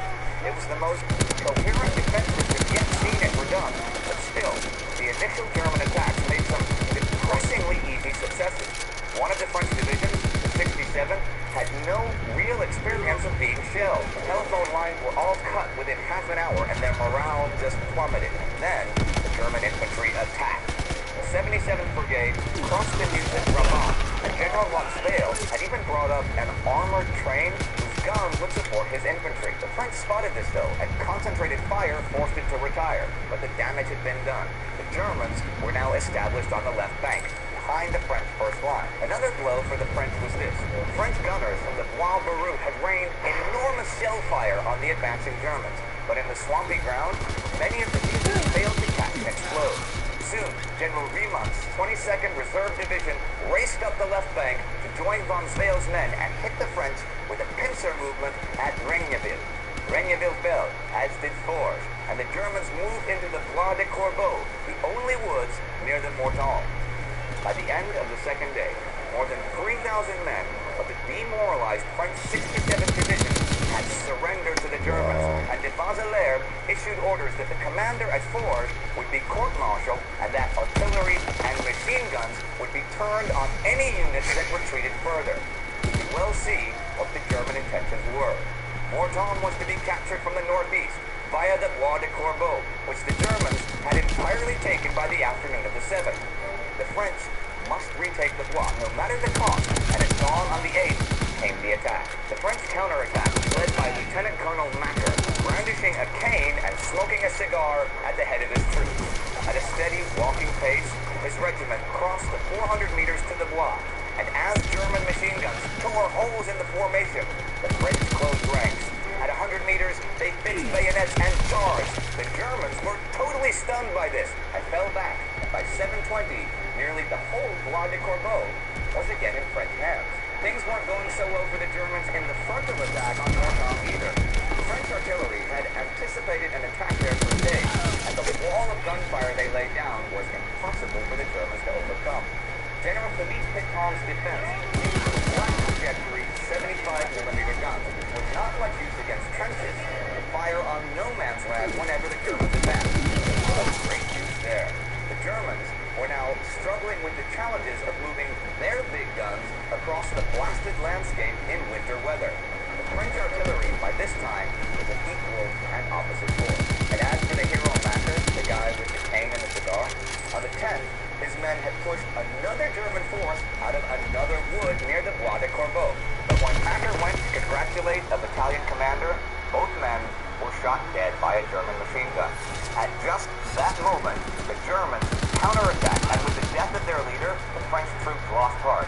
The Germans retook Bois de Corbeau, but fortunately for the French, the German losses were now so high they could advance no further. That story is World War I in a nutshell. It wasn't just the Germans who could advance no further. Let's turn our attention to the Middle East, where the British relief forces were again trying to break the siege at Kut and rescue Charles Townshend's trapped British and Indian forces. By March 7th, the relief force was so near Kut they could see its minarets, and by the 8th, the 91st day of the siege, General Sir Fenton Aylmer's forces had reached the second Ottoman line at Es-Sin, just 13 kilometers from Kut. After an all-night march, the British forces advanced in 3 columns against the Dujayla redoubt and bombarded the Ottomans with heavy artillery. The British could not break them, and all day long the attacks kept up, and all day long the story was the same. The fortifications were too strong, the defenders too numerous. And by the end of the day, the lack of water, which the British had to bring all the way from their main camp, made continuing attacks impossible. And even though they could see the flashes of their besieged comrades firing into the rear of the Ottoman lines from Kut, they returned to their main camp 35 kilometers away downriver